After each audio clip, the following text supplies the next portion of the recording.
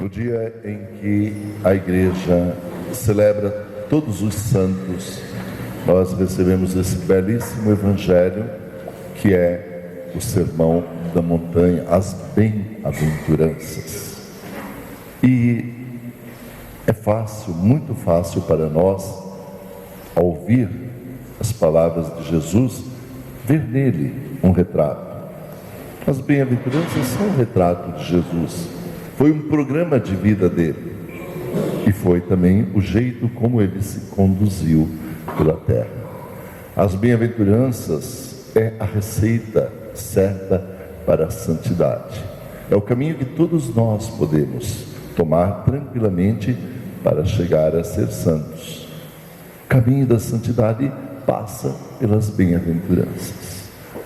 E a santidade é a proposta de Deus para todos nós. Somos chamados a ser santos. Sede santos, ele nos diz, como vosso Pai que está no céu é santo. A nossa vocação de batizados, de cristãos, é a santidade. Como fazer para chegar a ela? Essa é uma das receitas, um dos caminhos, as bem-aventuranças. Mas nós podemos, no meio disso, traçar outros caminhos. Nós temos muitos e muitos santos reconhecidos pela igreja e cada um traçou um caminho de perfeição. Por exemplo, nós temos aqui uma imagem de Santa Teresinha, do Menino Jesus. Ela se santificou dentro dos muros de um mosteiro, de um grande convento, escrevendo cartas para presidiários, cartas missionárias, vivendo e convivendo ali no dia a dia, tanto que ela escreveu o livrinho Caminho das Pequenas Coisas, nos mostrando que para chegar à santidade não precisamos de grandes feitos. Santidade a gente conquista no dia a dia, na convivência, em pequeninas coisas que não são nada difíceis para nós. Esse é o caminho dela. São Benedito, a quem ontem nós tivemos essa tão bonita missa na igreja de São Benedito, ele se santificou trabalhando dentro de uma cozinha de um grande convento, o convento de Santa Maria de Jesus, na Itália, cozinhando, preparando os alimentos, tornando a sua vida de trabalho na cozinha uma oração, aliada à oração diária dele. Ali ele se santificou. Muitos santos, por exemplo, Santa Cecília, Santa Luzia, Santa Catarina, Bárbara, Expedito, se santificaram pelo martírio.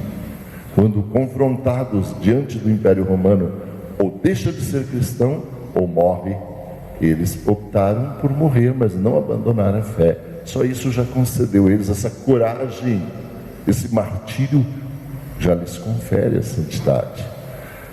Santa Catarina de Sena escrevia cartas para o Papa, escrevia cartas no seu tempo missionárias, cartas religiosas para orientar as pessoas. Sua vida simples e tranquila, suas correspondências mostraram a santidade dela. E assim nós temos cada santo com um tipo diferente. São Luís Orione construiu grandes casas para pessoas com deficiência, abandonadas. São João Bosco buscou trazer a juventude para a igreja. Cada santo santificou-se num determinado momento com uma missão.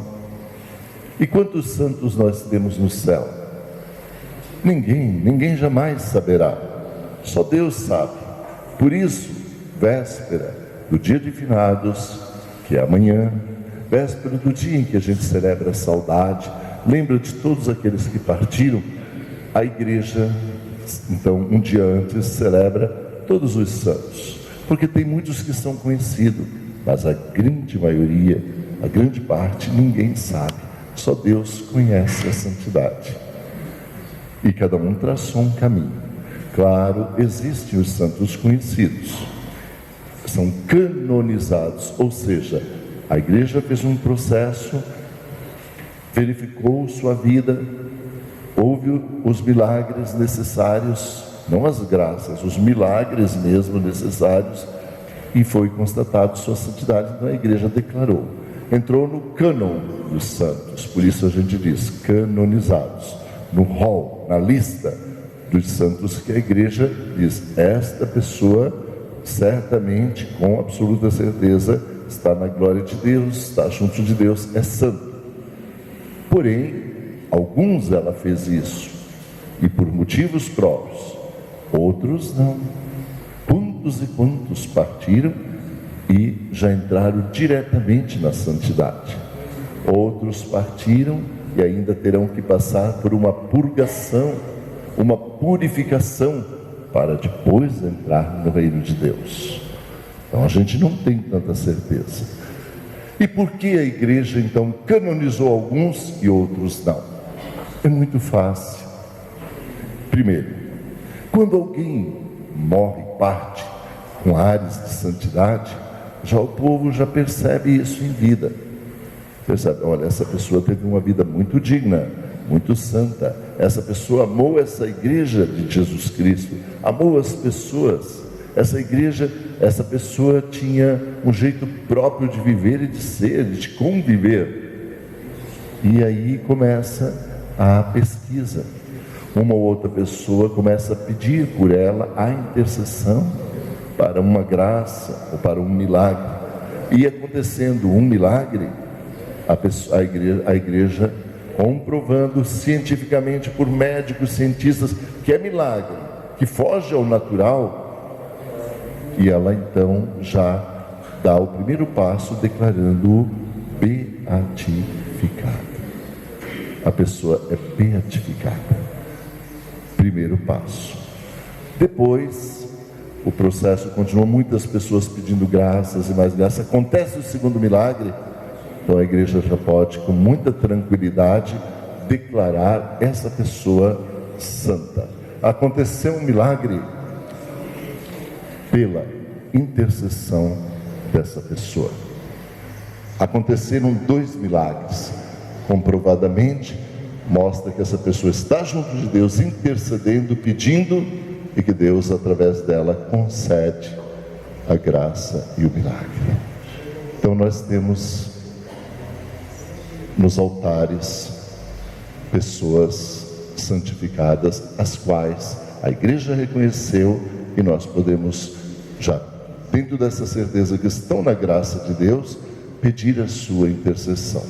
Posso pedir diretamente a Deus, posso pedir através de um amigo, uma amiga, um santo, uma santa, que sabemos perfeitamente, por a igreja ter abaixo assinado que estão na glória, e pedir a intercessão. Quantas e quantas graças são alcançadas dessa maneira. O que podemos fazer nós para atingir a santidade? Ora, se a igreja declarou alguns santos, foi para nos mostrar como foi sua vida, seu exemplo, para nos mostrar o caminho que essa pessoa traçou para atingir a santidade. Eles nos servem como um luzeiro, um baluarte, um exemplo para nós também atingirmos esse ponto. Quando nós amamos muito um santo, admiramos, é porque neles algo existe que nós admiramos e queremos também realizar. Quando nós temos uma devoção, por exemplo, por São Francisco de Assis, um dos santos mais amados do mundo, é porque nós admiramos o jeito que ele viveu, o jeito que ele conviveu, a maneira como que ele se conduziu na vida.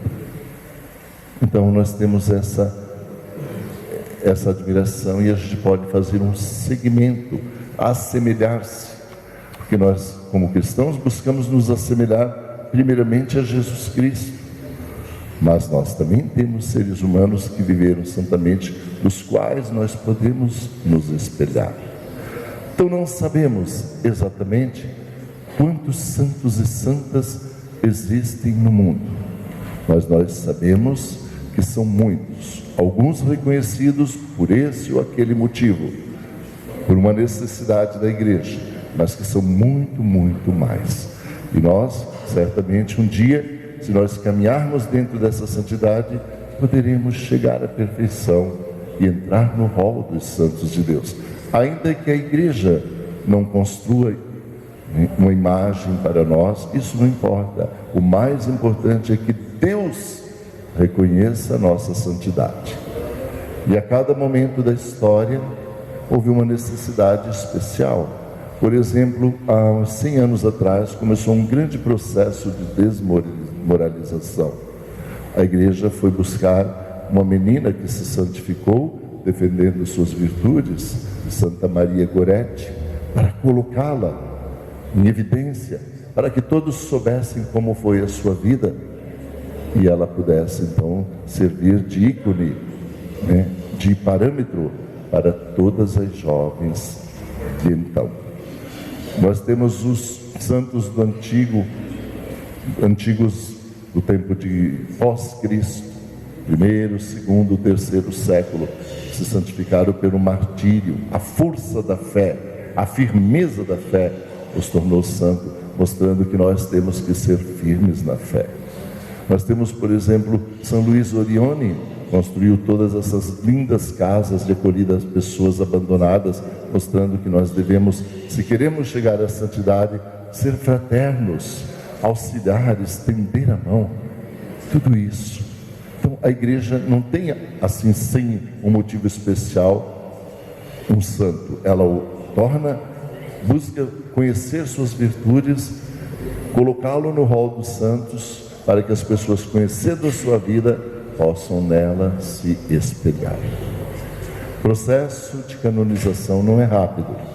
Alguns sim, Santo Antônio, São Francisco, é rápido demais. São João Paulo II, porque todos já viam, conheciam, sentiam essa santidade. Quando João Paulo II morreu, a Itália inteira dizia: santo súbito, santo já, vamos declarar a santidade dele imediatamente, que todos a reconhecem. Porém, existem santos cujo processo demorou 400, 500 anos para pesquisa, para aprofundamento, para que se pudesse dizer: esta pessoa é santa.